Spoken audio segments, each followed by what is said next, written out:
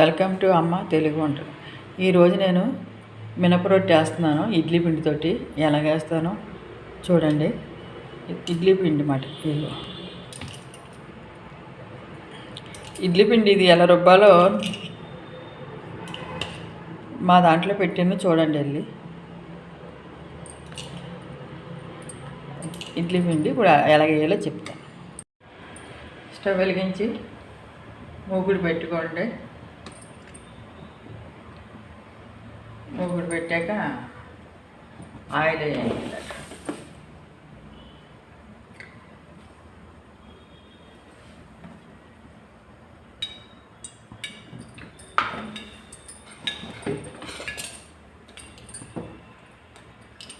Oil వీటెక్కినామంటే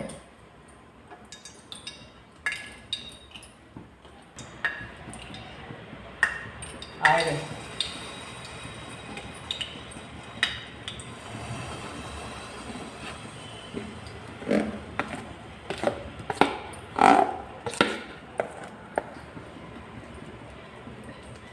ఇలా వేసాము. ఒక్క క్షణం ఆయిల్లో పెట్టి సిమ్లో పెట్టేసుకోవాలి. సిమ్లో పెట్టుకుని అది సిమ్లోనే ఉడకాలి మొత్తం అంతా. దీన్ని దిబ్బ రొట్టి కూడా అంటారు. లావుగా ఇది మా అమ్మ వాళ్ళు అయితే పుల్లలపై మీద వేసేవారు.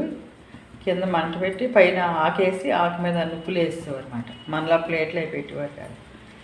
అలాగా పెట్టేసి అలా ఉడికిపోయిన తర్వాత చల్లారాక అప్పుడు పోసేవారు.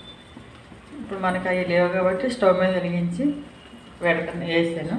ఇప్పుడు మనం దీన్ని సిమ్లో పెట్టుకుని దాన్ని మెల్లిగా అలాగ ఉడకనివ్వాలి. మరి పుల్ల పిండి అయితే వద్దు, మామూలు కమ్మగా ఉన్న ఇడ్లీ పిండి వేసుకోండి. ఇది పులిస్తే అంత బాగోదు అన్నమాట అసలు. అంచేత మనం దీన్ని మూత పెట్టేసుకుందాం. మూత పెట్టుకుని మెల్లిగా పడుతుంది, ఒక అరగంట పైనే పడుతుంది. బాగా ఉడకాలి. అలాగ సిమ్లోనే పెట్టుకోండి.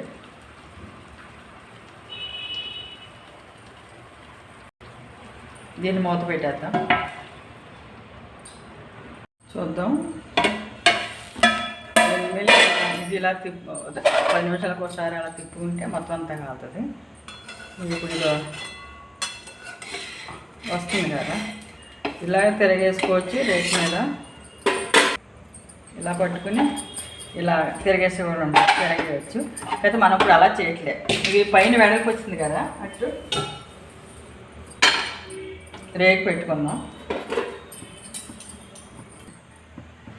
ఇక రేకు వీటెక్కింది. ఆయిల్ పోసుకుందాం కొంచెం. ఎంత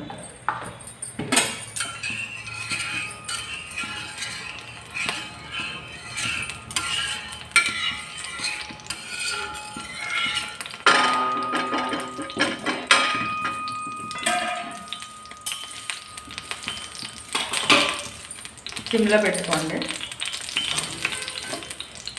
ఈ మూపిండి ఇలా బోర్లించండి. రేక్ మీద ఇలా బోర్లించండి. అది కింద కాదు, మీరు దీన్ని సర్ది చేసుకోవచ్చు. అలా ఇప్పుడు సిమ్లో పెట్టుకుని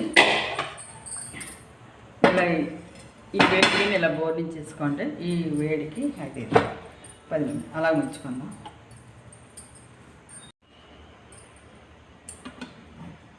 ఐదు నిమిషాలు అయింది కదా, కట్టేసుకున్నాం. మనం మెల్లిగా తీసేసుకుందాం పైది.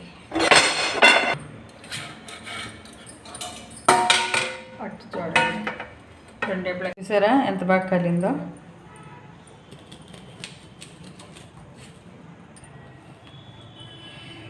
ఇక చూసారా ఎంత బాగా ఉడికిందో చక్కగాను. ఈ పక్క కాలిపోయింది, ఈ పక్క ఉడికిపోయింది. ఇది మీరు ఇలా కాల్చుకుని చూడండి, చాలా చాలా బాగా ఉడికింది ఇది కదా. మీరు ఇలా కాల్చుకోండి. కాల్చుకొని ఇది బెల్లం పాకంలో నంచుకోవచ్చు, ఆవకాయలో నంచుకోవచ్చు, టమాటా చట్నీలో నంచుకోవచ్చు, కొబ్బరి చట్నీలో నంచుకోవచ్చు. దేంట్లోనే బాగుంటుంది, చాలా చాలా బాగుంటుంది. ఒకసారి మీరు ఇలా ట్రై చేయండి. ఉత్తినదైనా కూడా బాగుంటుంది.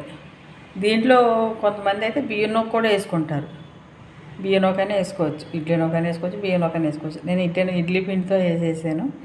ఈసారి బియ్యం పిండితో చేస్తాను. తర్వాత ఇలాగ ఒకసారి మీరు కాల్చుకుని తయారు చేసుకుని తిని ఎలా ఉందో మీరు నాకు చెప్పాలి. నాకే కాదు, ఇంకొక నలుగురికి చెప్పాలి. లైక్ చేసి, షేర్ చేసి, సబ్స్క్రైబ్ చేయండి. మరెన్నో నోటిఫికేషన్ కోసం పక్కనున్న బెల్ ఐకాన్ క్లిక్ చేయండి.